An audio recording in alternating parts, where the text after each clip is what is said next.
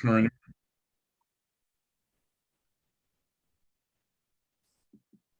And I work in the social sciences department, and I also work as part of the Umoja and the Umoja Equity Institute. And I want to welcome other members here of the Umoja Equities Institute, the Umoja program. I certainly want to recognize Bonnie Borenstein, who is here today. I want to also thank Yashika Crawford, and I'm sure others will be joining us as we're just starting. This is the title of this program. I want to give credit where it's due to Professor Patty France, who came up with the title of the series of Umoja equity work over the next year, Showing Up. And so this is showing up for community equity in Marin. And a couple of our goals this semester are really to assess the great work that we're doing on campus, and to make that work authentic, and to give roads to authentic equity and inclusion. And our assessment work is around the educational master plan, the strategic plan, and of course, Dr. Kuhn's 9-point plan, and this moment that we find ourselves at in history, not only with shelter in place, but I think the New York Times said that last year there were 25 million people in the streets on a whole range of issues, from Black Lives Matter to presidential politics to health to LGBTQ issues, etc. We are honored to be joined today by Paul Austin, who is the founder of Play Marin. His family is one of the original families from the Marin City community. Paul has worked with Bridge the Gap, Trap the Vote. He's the founder of Play Marin. He's also working with another project around COVID and vaccination, very connected with the schools and a number of other projects. So he's going to talk and I think share some slides and a short video with us. We're going to reserve some time at the end for questions and input and back and forth. And Paul can talk a bit about the history. I think you've heard about the long history of Marin City going back into the early 1940s. His family is one of the original families to be in Marin City. Fall 2020 introduced College of Marin leaders in Marin City who shared insights on their efforts towards equity and how COM can form authentic relations in support of unified efforts. Community leaders highlighted the problems and struggles with racial equity in Marin schools and the county. As a follow-up discussion, we will be joined today. We're joined by Paul Austin, the founder of Play Marin, who will provide the perspective of the successes, opportunities, and challenges in implementing equity-minded youth programs in Marin County.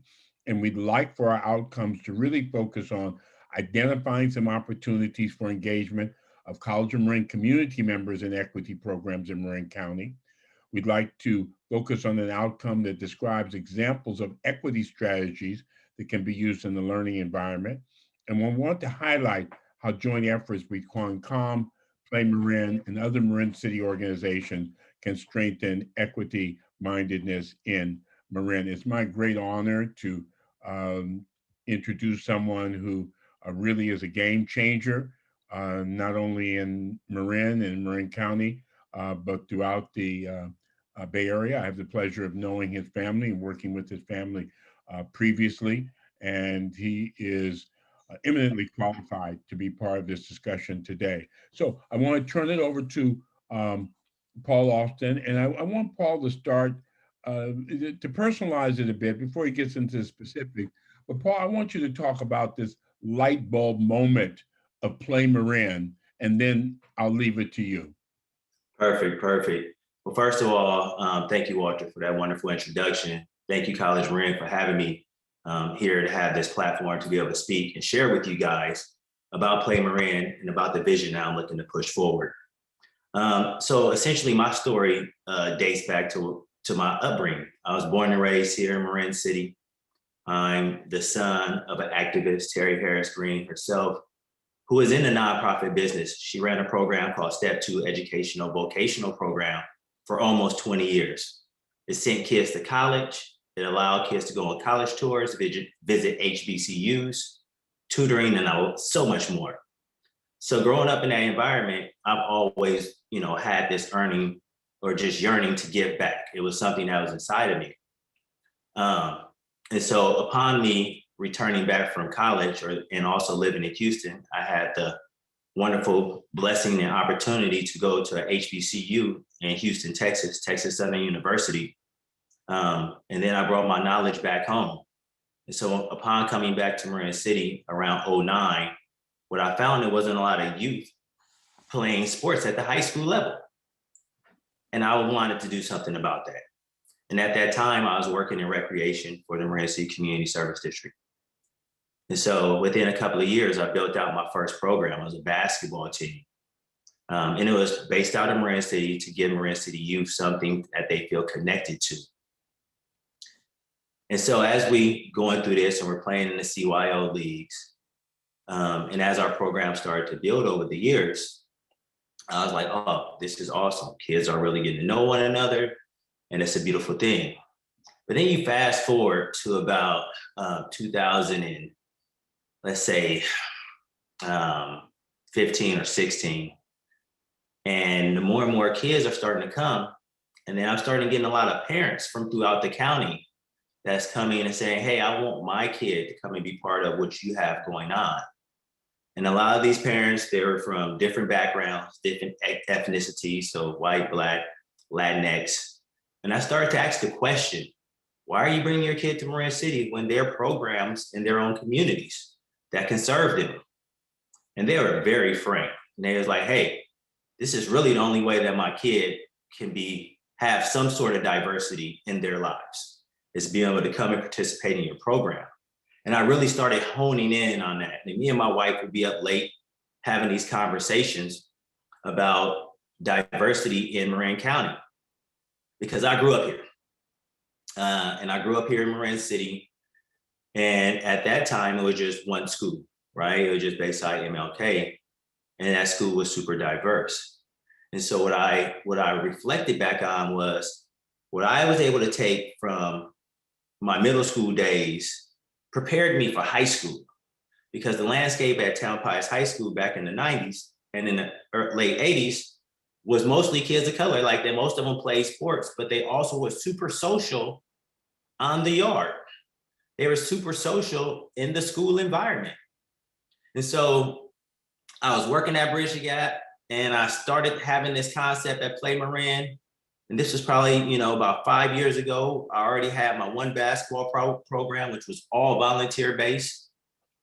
And so I started putting some legs to it. It was like, hey, being able to get kids together early on in life from different backgrounds can really help with the diversity issue that Marin County has. Because everybody needs to be able to understand that we need to be able to work with one another. Because when you fast forward and we look at 21st century workforce, that's what they want. They want people that can work in diverse workplace. They want people that could be able to get along with others and really be able to look at others and put themselves in their shoes and understand their situation a little bit, or how they might have been raised, or the communities that they might have come from. So I started Play Marin. And I started Play Marin, and I was just like, hey, I have these good volunteers. And at first the focus was basketball, but then we got into track and field. Then we got into girls volleyball, and we're getting into lacrosse. We also run summer camps. And so it was all volunteer based up until 2 years ago, 2019. I stepped out on faith and said, hey, let me do this full time. And since I've done that, I must say it's been a blessing. We've been able to accomplish so much more, make so many more connections. And so I'm excited to talk about the successes with that. I'm also here to talk about some of the obstacles as we built out Play Marin. And then I'm here to talk about a lot of the issues that Marin City is up against in this wonderful area of Marin County in which most of us reside in. Okay. So we're going to turn it over to you. I think you wanted to share with us a video and some slides, Paul, but the floor is yours. We'll we'll open it up and take calls from the questions from the chat as we get near the end. But basically, we wanted to give you the opportunity to be showcased. Thank you very much. Thank you very much. The first thing I'm going to do is I'm going to share my screen. I'm going to show a video that really talks about the impact of Play Marin and where we've been going in the mountain that we're climbing as we get there.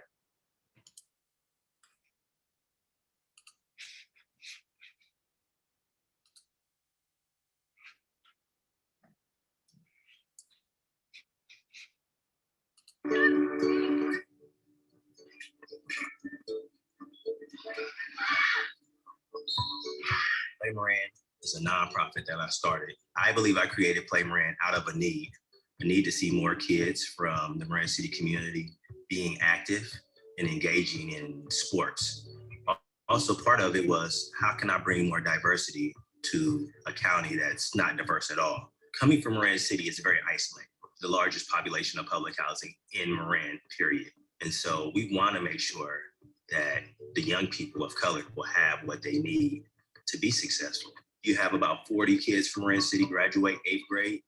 They then go to Tamalpais High School in Mill Valley. You become like 4% of the population. So you have to have the proper social skills in order to navigate that part of high school. You got to be able to know how to meet people and get along with others, be able to participate and be able to hold your own. When you look at what sports does in general for people, you look at the character development that goes into it, being able to work as a team. It's just beautiful. So I was like, I need to find a way to not only make sure that kids can participate, but make sure that it's at a reasonable price. And if I need to scholarship a kid 100%, that's what I do.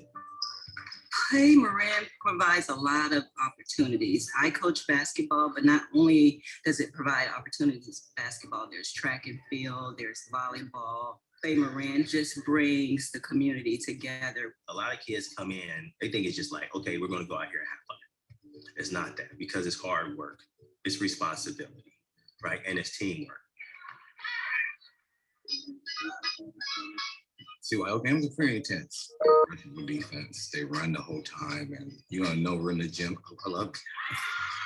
It's most rewarding seeing the kid who's not good become confident and become the kid who shoot a jumper. I'm the only coach you probably will ever have tell you to shoot the ball, even if you can't shoot. At some point, I need you to be able to make that shot, so I might shoot the ball. We don't have large numbers. Everybody has to work collectively for one goal, and the goal is to win. And I know I'm a big cheerleader, and I try and get out to as many games as possible to cheer on our program. But how do we get there? You know, we always get there through teamwork. My name is Camille Callahan. I'm 12 years old, and I'm in 8th grade. My name's Anthony. I'm in the 8th grade. My favorite thing about volleyball is that I meet new people from different schools. You build like more relationships and friendships, and the coaches are really nice. I like how Paul coaches. He don't just judge you off of how good you do and how bad you do. He want to make you improve every year. My standard for kids is like way up here. You know, I expect nothing but greatness out of them. And I think that they need that because they're not getting these messages enough. Whether if it's in the community or if it's at home, they're not always hearing how wonderful that they are and how great they can be if they just work hard for it. I started finding that a lot of families from the surrounding areas of Marin started bringing their kids to Marin City and saying, hey, can I participate in your program? My son does both basketball and track in Play Marin. These activities that get people together for a common purpose shows you how similar you really are at the end of the day. When I see my kids deep into the practices and sweating and running and really working hard, there's a real team aspect that's building in this gym here. They see that their interests as kids can be similar despite their differences in background or where they live. Nobody really reaches out to kids in low income communities and say, hey, I want you to learn how to be a mountain biker. But through the partnerships, we're having that opportunity to do that. Being able to put a mountain bike in a kid's hand where he could just go off and ride the Marin Headlands, which is right here in our backyard, is awesome. It's awesome. Play Marin has really benefited the community. He gets the kids involved, and most importantly, they're excited about being involved. It's really rewarding to see kids grow, seeing them have good relationships with their peers, seeing them have fun with their peers. This is what Play Marin is about. It's about creating diversity through play and activity. It's about giving back. It's about building up the entire child to be wonderful one day.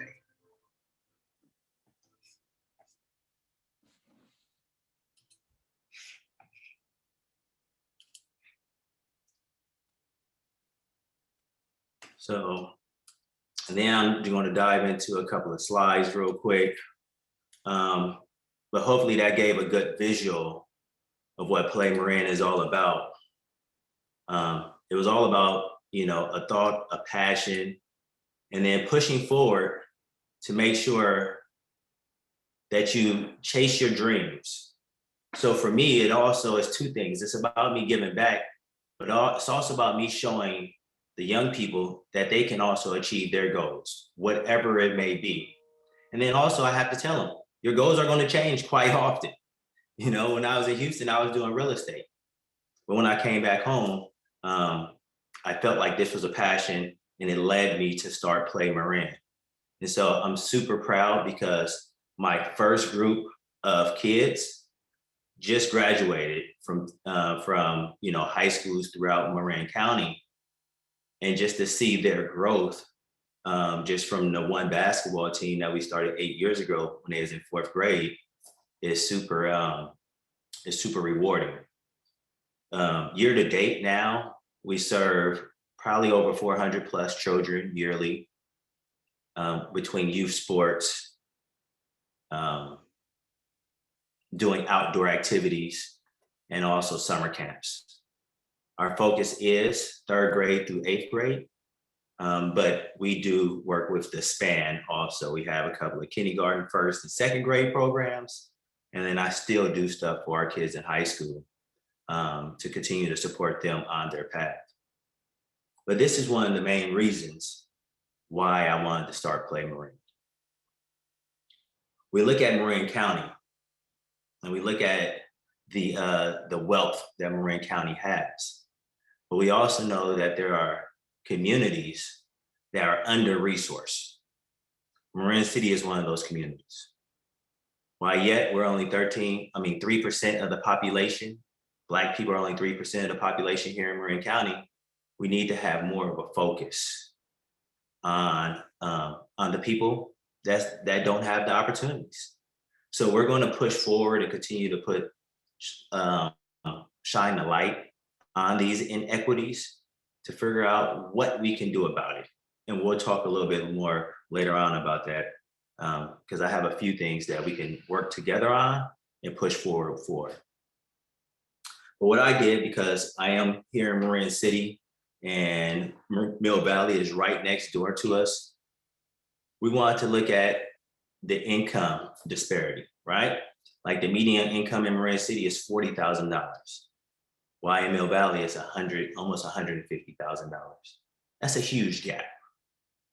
So you gotta understand some of the psychological issues that some of our kids from Marin City may endure once they go to town and they're in this community that's full of wealth. For me, I look at the recreation issue. I mean, of course, the poverty issue is right here, right in your face. But for me, I look at the recreational opportunities that kids have in their areas. Here in Marin City, we have 2 opportunities for recreational use.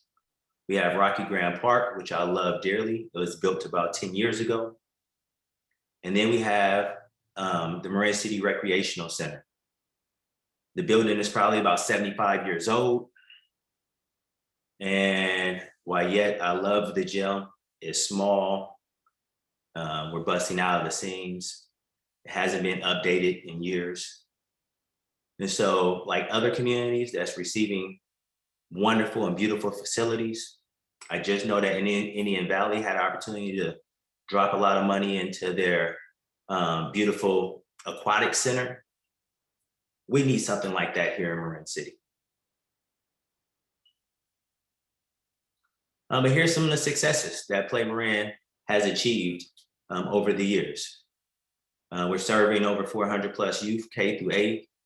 We have very successful sports programs. We have basketball, girls volleyball, track and field, and lacrosse. You might have saw that we wear St. Mary's Star to Sea for our CYO programs that Play Marin oversee. And it's a long story to that, but the story is they asked us to join a Catholic youth organization, a Catholic church, because we was playing in the Catholic League. But in Marin City, there aren't any Catholic churches. So then I reached out to Mill Valley, and it became, not Mill Valley, but Sausalito, to St. Mary's Star to Sea. And we've been able to have a very, very good relationship. One to even where they help out with our league fees.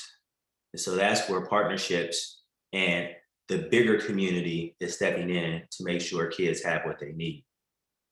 During the pandemic, we stepped up to feed the community.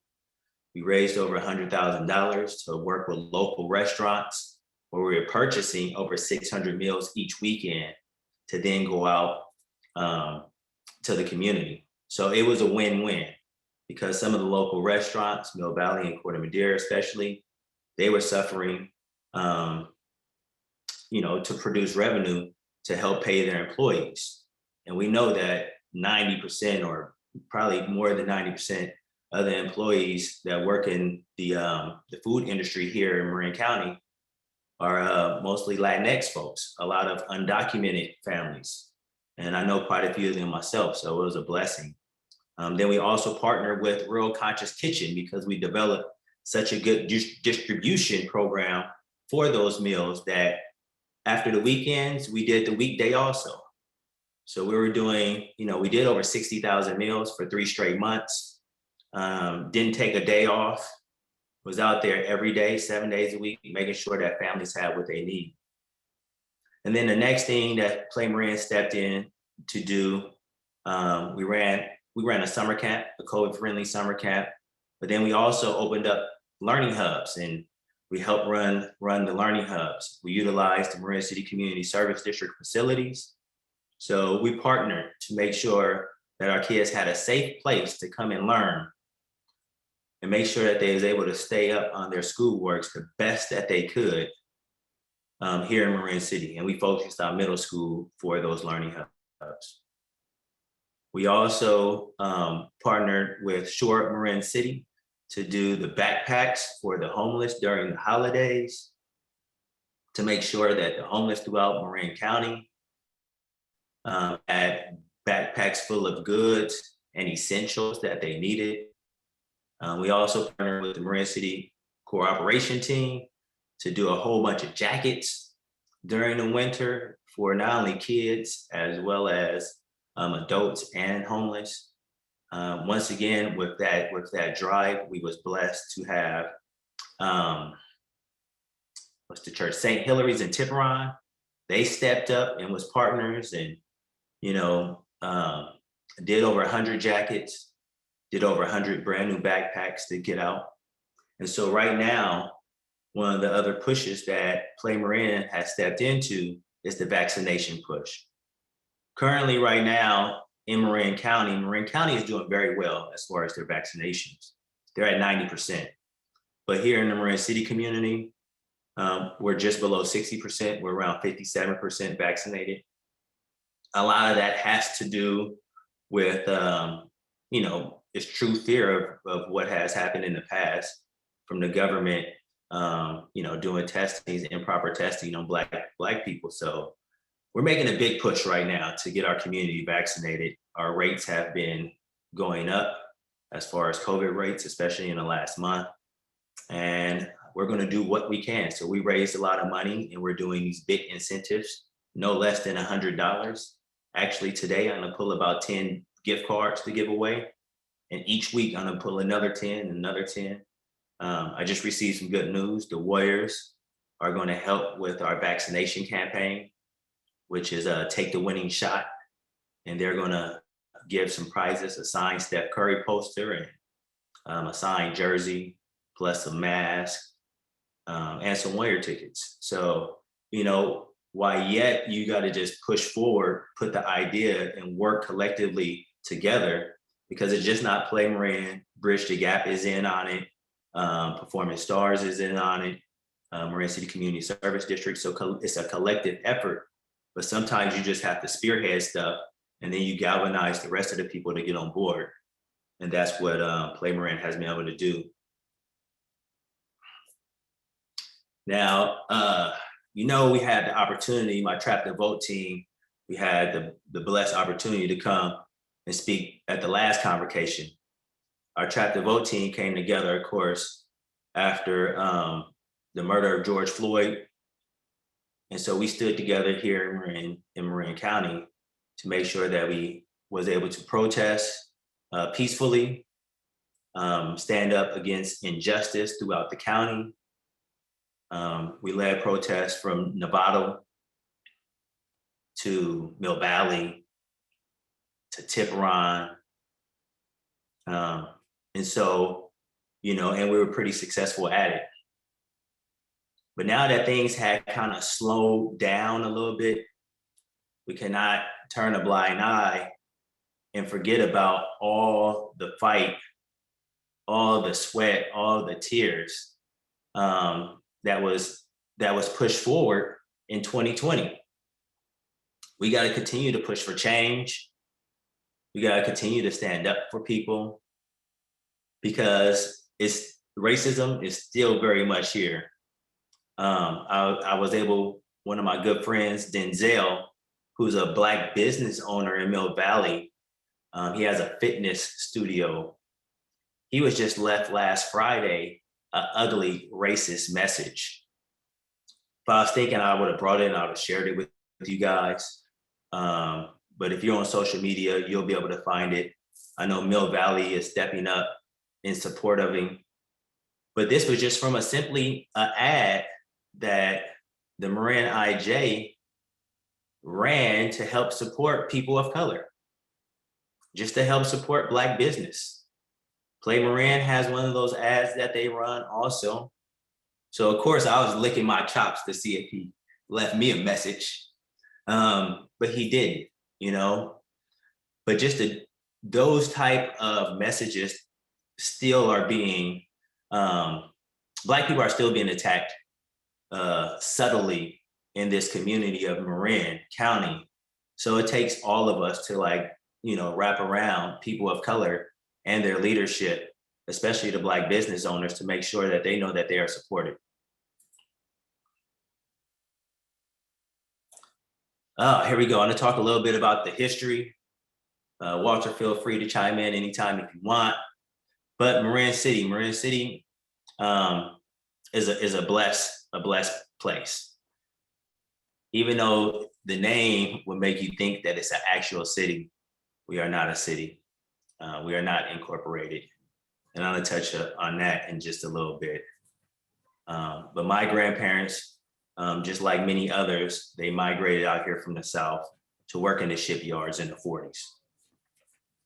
It was a beautiful thing. It was a good opportunity for them to be able to make good money, to leave such a harmful and racist environment that they were living in the South, and come to Marin City. Marin City at the time was a governmental area or housing area where it was all different people living here, whites, Blacks, all different colors was staying in Marin City as they worked in the shipyards side by side. Marin City at the time had post office, they had a gas station, they had stores. So it was working very well. But of course, when the war ended, people then took the money that they accumulated and moved out. But Black people didn't have that opportunity.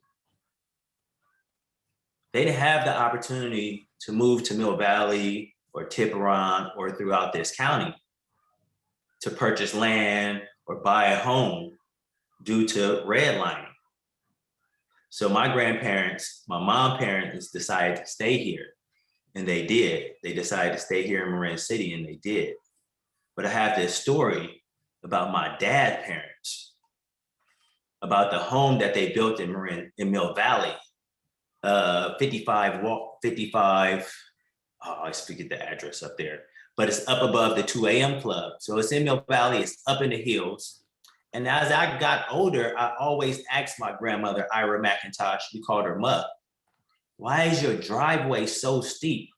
Why is it at a 90-degree angle? And you couldn't see the house from the street. So if you driving alone, you would drive right past it. And she told me, grandson, it's because a white man bought the house for them. They had to build the home on weekends and at night, because if anybody would have found out that a Black family was building a home in Mill Valley, then it would have been a problem. They wouldn't have got the wood that they needed. People would have been coming, asking how they acquired the home. So for years, they lived kind of very much a very quiet lifestyle. It was actually their neighbor, who was a realtor, who sold the home to Roscoe, my grandfather. And then I found out years later, or I found out probably about 10 or 12 years later, as I keep on digging into the systematic racism that they was up against, was that white man ended up getting blackballed as a realtor because word got out that he sold this Black family this property. And this is a home that I frequent all the time growing up, and I didn't realize it. So it wasn't that long ago, people, that these racist redlining rules was put in place daily. So systems here still in Marin need to be broken down. Currently in Marin City, we have a 5-member board that works as our local government. It's the community service district. And there's a huge disconnect because we aren't like most cities where we necessarily aren't governing over our own resources. The county is. So we have this back and forth with the county, and it's not a lot of transparency. And they under-resource Marin City. Because if they did value Marin City the way that they should, we would have we would have the resources to build a new, gym or teen center or community center. They built one in West Marin,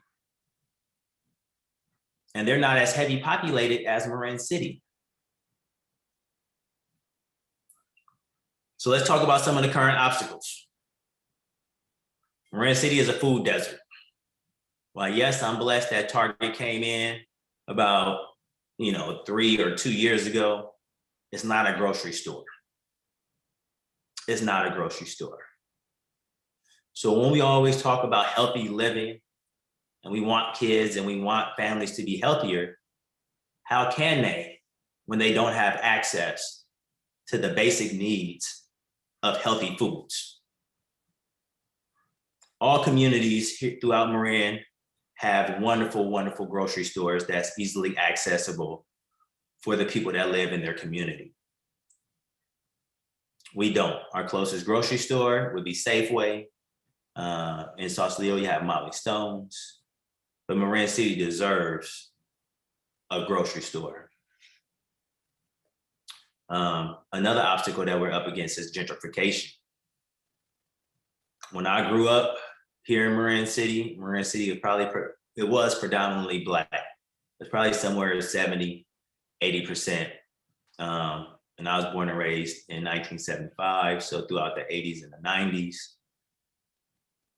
But what we're seeing right now, especially since the 90s, especially since they took away the flea market, which I love to death, and they built Gateway Shopping Center, which was supposed to help support the community. but it hasn't, right? One thing that I was able to recognize, because I went through it personally as a high school student in the 90s, especially around 94, around 92, 93, was I saw once the shopping center started having the development, I witnessed programs being cut here in Marin City that served the youth of Marin City and that served families. And I started asking why, like, what's going on? Like, what's going on with my Big Brother, Big Sister program, OGAD, Operation Give a Damn? Like, why is that going away? What's going on with the budget that you're having, Mom? Like, why are you struggling with Step 2 educational vocational program? And she simply said, there's no more flea market. The flea market used to produce anywhere from $500,000 to $700,000 every year that then went back into the nonprofits here in Marin City that supported our city. That dried up, and we thought the county was going to step in and help out. They created the ACES, Marin City ACES program, but the revenue was never there. So just imagine the vacuum that created in this one community that relied on programs that served them, that all of a sudden it dried up and it was taken away. One other thing is, of course, we're looking at what's going on now, where throughout California, there needs to be more homes built, more apartments built, more affordable apartments. And so what did the county do? They green-lighted a company to come in Marin City, and on just about an acre of land that's directly across the street from a park, which is already a highly dense area, they approved them to build a 75-unit apartment complex with only 25 parking spaces. If that do come to light and fruition, and if it happens, where is everybody going to park? And I did a little bit more digging. This investment group that's looking to build, they're considered to be slumlords in their areas. But I was kind of taken back because they didn't green light anybody else, any other areas in Marin County to, build these apartments. Not Strawberry, which is a unincorporated area also, not Tam Valley, not West Marin, just Marin City, really quickly. I talked about proper recreation facilities. We need a field. We need a new recreational gym facility. And then the obstacles that I always talk about is our relationship with the county of Marin, with the transparency, and then just the way that they maneuver without the input of the Marin City community. When I talk about incorporation is a huge one. And within the last year, we've been able to have some really good volunteers, some lawyers step up, and they're coming together, and we're really looking at incorporating Marin City, really looking to see if it's feasible for us to be a city. Why? Because we can have better control over our revenue. So we could really understand our tax revenue, in which that goes directly to the county, because all of our tax dollars go to the county, and then the county trickles the resources back. And some of those resources are still unclear because we don't know how much the shopping center or Ridgeway Apartments or the Summit of Sausalito Apartments in Marin City are paying in taxes. So we have yet to find that out, but hopefully we will. We want to be able to have more control over our land, so we don't have to, be fighting or trying to stop from bad developers coming in to develop. We want to look at economic development. We want to have self-governance, financial independence, because, I also have this idea. I want Marin City to have a tech hub where then we can, have the opportunity to really teach our kids super technical skills so they could be ready to roll into the tech environment in which Northern California is growing from.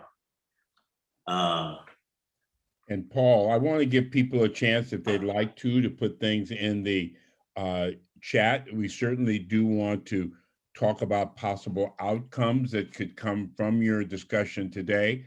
I know there's been some engagement from the College of Marin, and I think you've listed some things that people can latch on to. But I do want you, as you continue to talk, and the floor is yours, so you do what you want to do with it.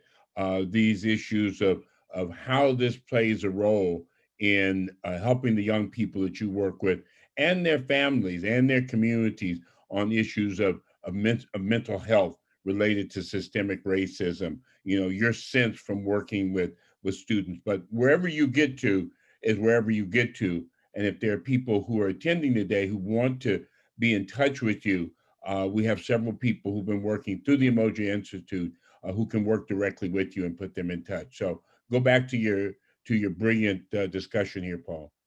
No problem, absolutely. But there are ways that we can all open up our networks as well as our passions to help communities like Marin City. And so here are a few that I have listed in which ways that we can take our skills, because everybody has different skill sets, and really allow them to work with Black leadership or just leadership in some of these communities that can, that need it. So I always talk about, look at your belief and your habits, figure out either what needs to be changed or what you really believe in and how you can help harness your ability and attach them to organizations that's already doing the work. So when I say that, like right now, Play Marin, I have what I call my team leads. They help with my newsletter, they help with my social media, they help him with fundraising. And so those are, there's organizations out here that need that, right? Always educate yourself about social justice issues. Discover the local organizations that's already doing the work. And then take action in your own community. Have good discussions or roundtables with your neighbors. Pull your network in and say, hey, let's get behind Play Marin, or let's get behind the environmental issues that Marin City are up against, and let's use our resources to amplify their voices. So sure, Marin City is digging into all the environmental issues here in Marin City, and they can use the support because Marin City currently, the people in Marin City are currently dying off 15 years more than our counterparts throughout Marin County. And we believe that has to deal with the environment, right? The environmental issues that we are plagued with. We don't know, like Marin City, half of Marin City is on marshland. And we know that during World War II, they were building these shipyards and they were literally dumping stuff in this community. So what's in the soil? When you have pipes that's been here since 1960, what's leaking into the pipes? We don't have a barrier wall that stopped all of the pollution from Highway 101. So just imagine what type of pollution over all these years has just been rolling into Marin City. I talked about some of the environmental issues. We need to get behind old pipes, pollution from the freeway, an unassessed Superfund site, mold and mildew. We need them to dredge the pond, because I love the pond. It's a beautiful pond down there, and we want it to be more of an inviting place. But we also need to see what's at the bottom of it, because when I'm at the pond, I never see any birds land in it. So I'm sure there's something that's preventing wildlife from even, enjoying what's there. And then we always deal with flooding in Marin City. And so these issues need to be countered for the long run and longevity of the people that live here. Solutions. Let's get to the solutions, everybody, and then I'll be ready for some questions. Personally, I'm looking at reparations, or right now, I call it damages. I think Marin City is an ideal community in which Marin really needs to look at and say, hey, we've done your community a true injustice, and we need to pay it forward, because it's continuing to happen. right? You guys can look up my story about our home and how, a realtor, not a realtor, but an appraiser tried to lowball our home for almost $500,000. So it's out there, like it happens all the time. I've also been pushing for it to be a case study done on Marin City, really to get some lawyers here or, one of the top law institutes to come into Marin City and do a whole study on Marin City. Look at the education issue. Look at why our property value haven't increased like the rest of Marin. And then just look at the systematic issues that's continuously plaguing Marin City. And what may come from that may be lawsuits. Follow Black leadership. Amplify Black voices. Connect with organizations that's doing the work. And then, of course, funding and resources is a huge one. Let's look at the education system and how it serves Black people and what it values, right? How do we get away from just valuing test scores and really look at what it takes to become a good adult? Let's not just always measure things by, a A or a B or a C, but let's measure stuff by like real life skills. And so I just listed some things here I'm gonna share out. You can always do some listening. I love books on tapes, podcasts. Here are a few.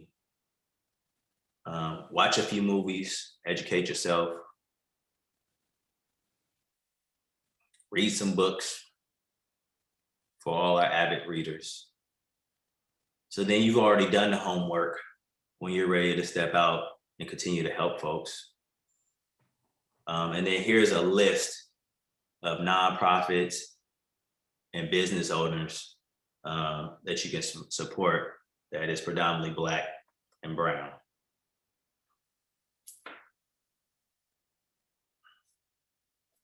I'm all ready for some questions. Paul, thank you so much. And I don't see any questions. If there are some questions or comments, we can open the chat. I do want to highlight one point you made.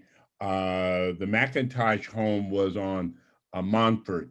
So if you take that turn from the 2 a.m. club and go left as you go up the hill there, and Paul is exactly right, that as soon as the real estate agent sold that house to the McIntosh family, the other realtors boycotted that particular realtor.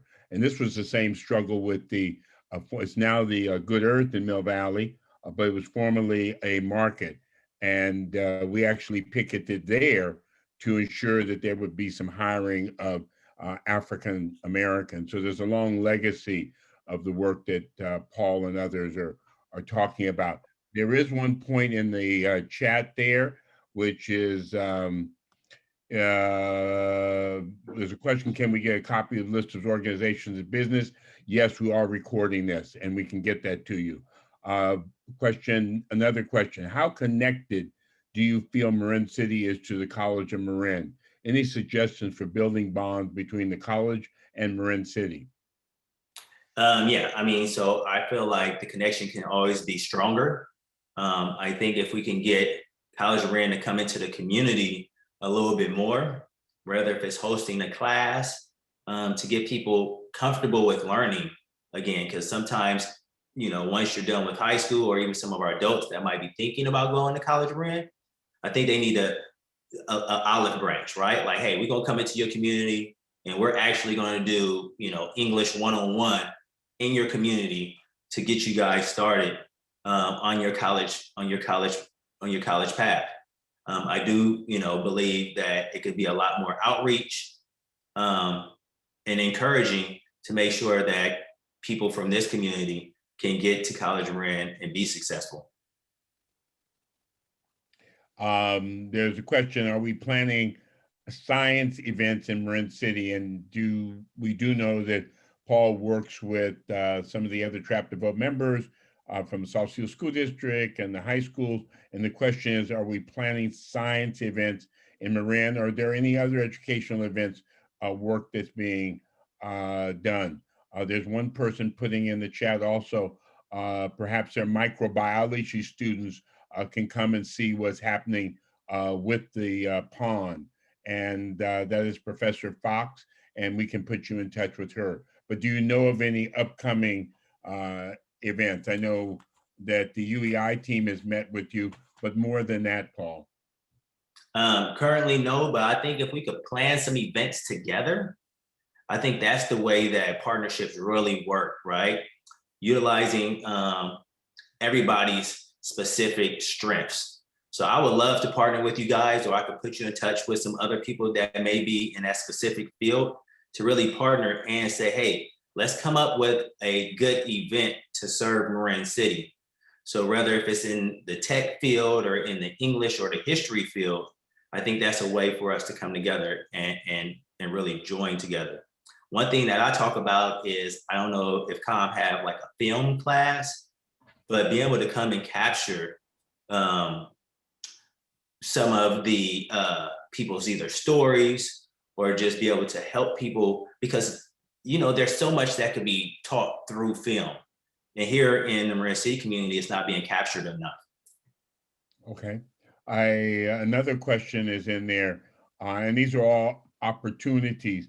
Have you thought of extending Play Marin to issues of drama and dance and orchestra and band and choir?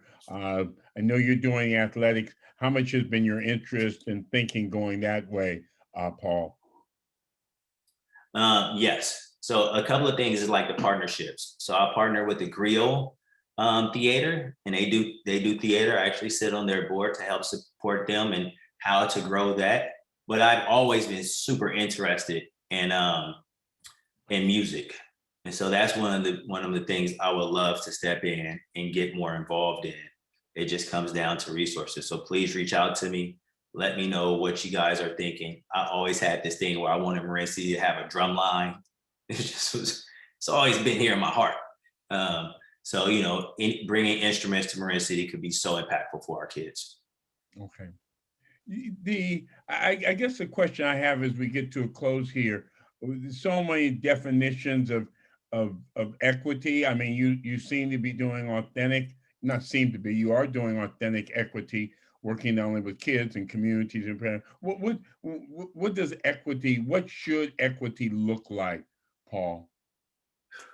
I mean, equity is really taking something and like flipping it on its side, right? So for me, in the education realm, it's almost like, we're going to teach a lot more about Black history and the involvement about Black people, right?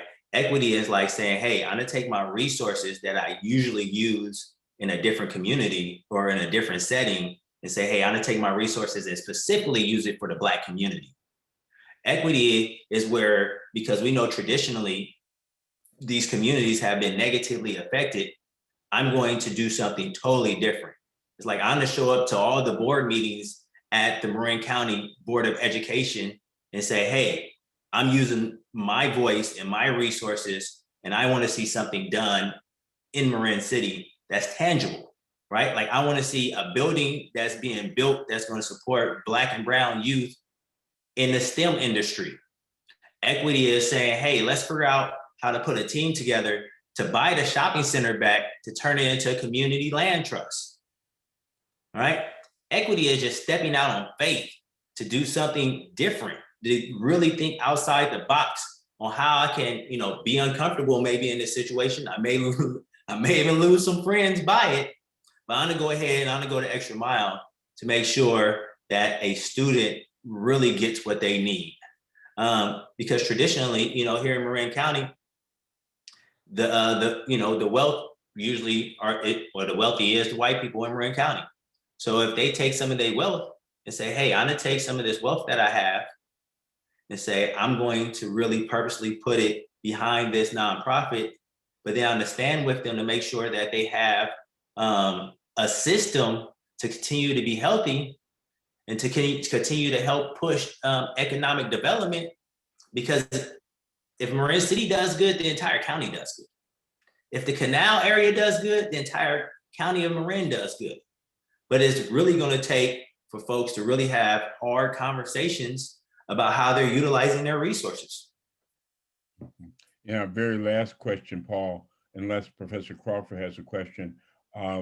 This experience, this journey that you've been on, um, seeing these beautiful children, as you showed in the video, playing and talking and families and all that type together, what has this done for Paul Austin? Man, I enjoy it every day, to be honest. I feel so blessed to be in this position to work with kids and help them along their path and their growth. Um, and just being able to be a resource really for not just the young people, but for, whether if it's my staff during the summer or if it's for anybody in the community. It's allowed me to really be able to step out and be seen, but I'm just a voice of many. So it's the connection, it's the community connection that I've been blessed to have with the wider community of Marin, that some people in Marin City just don't have that opportunity. While yet they're here doing wonderful work and doing great work, their voice just not had the opportunity to be amplified. But for me, every day I feel blessed. I'm not even gonna lie, because I never really embedded, and I didn't see myself doing nonprofit work.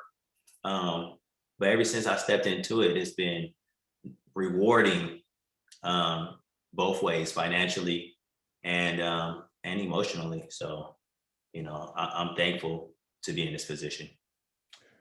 Paul Austin, the founder of Play Marin. Paul, we want to thank you so much for your time. Those who want to be in touch with Paul Austin can certainly be in touch with the Umoja Equity Institute, specifically with Bonnie Bornstein, I know was on the call, who has been part of this particular project. Myself and Crawford, just generally Umoja Equity Institute. We'd be glad to put you in touch with Paul. And as you can see, he's doing beautiful work.